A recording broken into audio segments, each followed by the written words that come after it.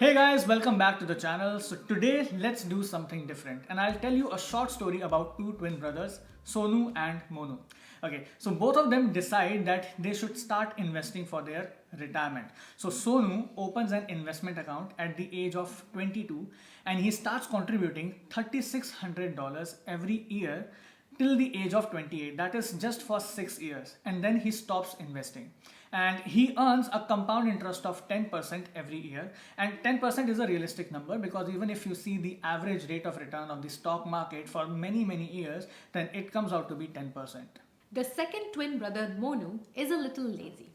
He does not open an investment account till the age of 28. That is the same year his brother Sonu had already stopped.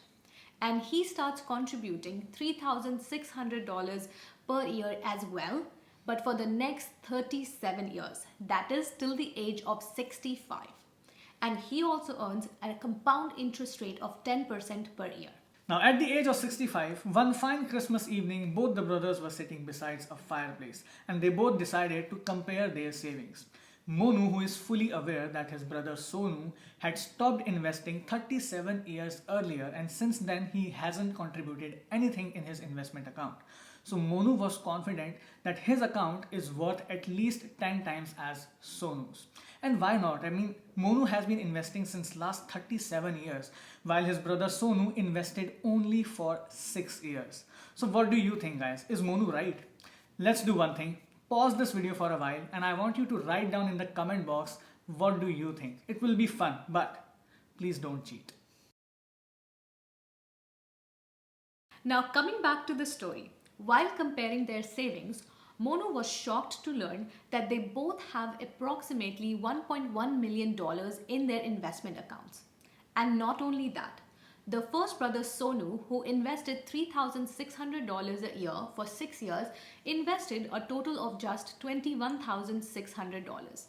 While poor Monu, who invested for 37 years, invested a total of $133,200, which is 6 times more than what Sonu invested.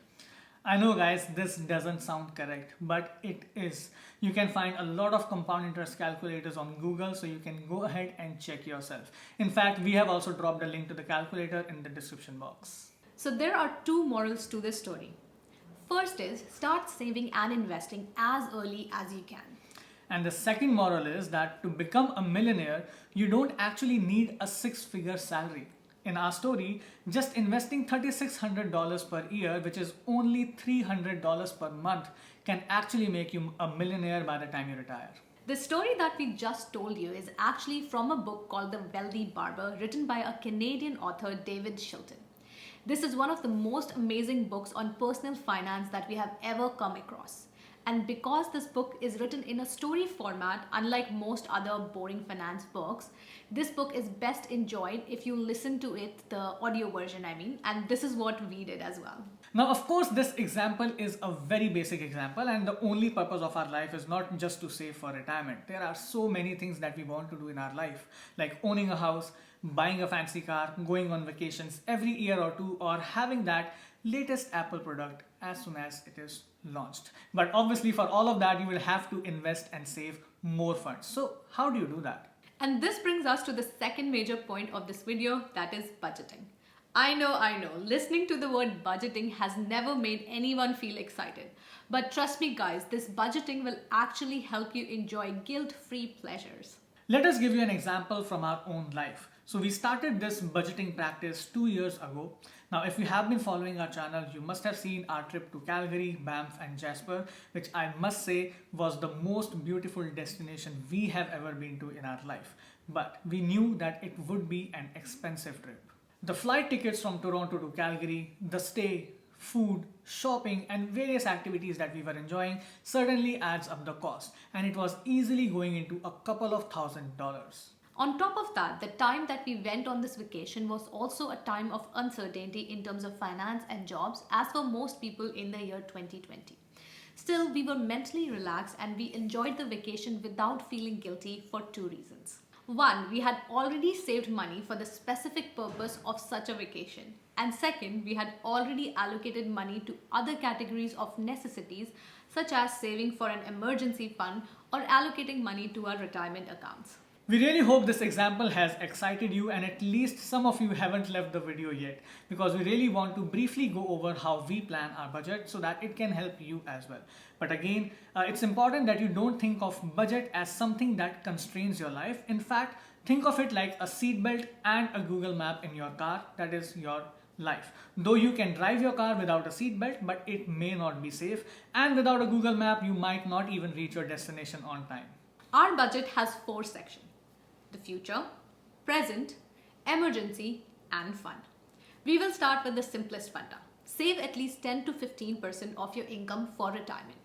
If you want to, you can even save up to 25% if you have that extra leftover income, and especially if you do not have a retirement savings plan from your employer. Let that compounding work for you. This is the first thing that you want to do. Then take a look at what your monthly expenses are. Most of the people don't even know what their monthly fixed and variable expenses are. But these are the expenses that you absolutely need for a reasonable living.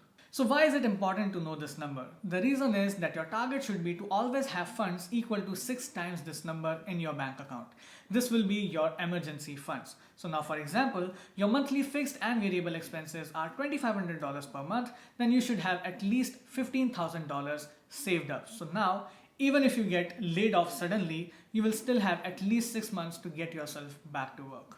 Now we know this might seem like a large number, so you can slowly build this up. The important thing is that you start.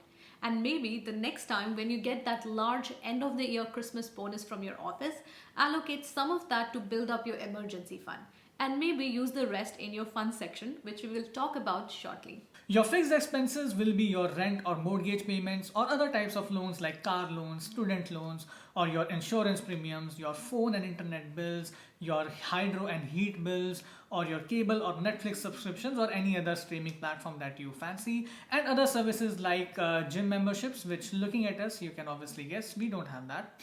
And once the fixed is covered, then you can make a variable expense section, which will basically have your groceries, your personal and household items, your public transit passes or gas expenses, and your medical expenses as well.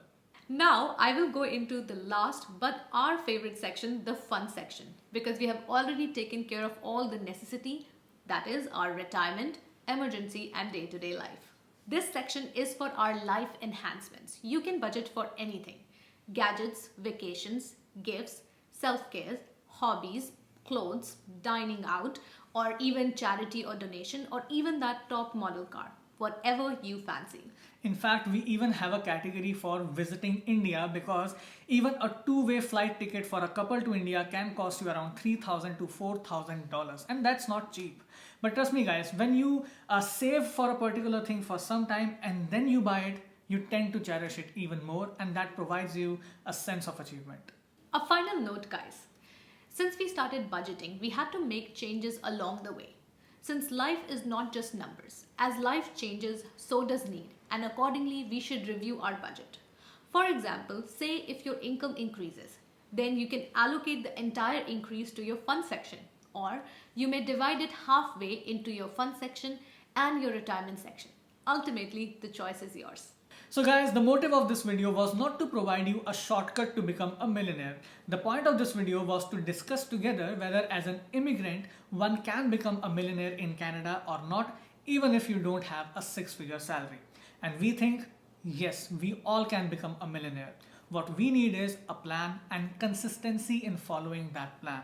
And what our plan is, we have already shared in this video, and knock on wood, so far the plan is working fairly well.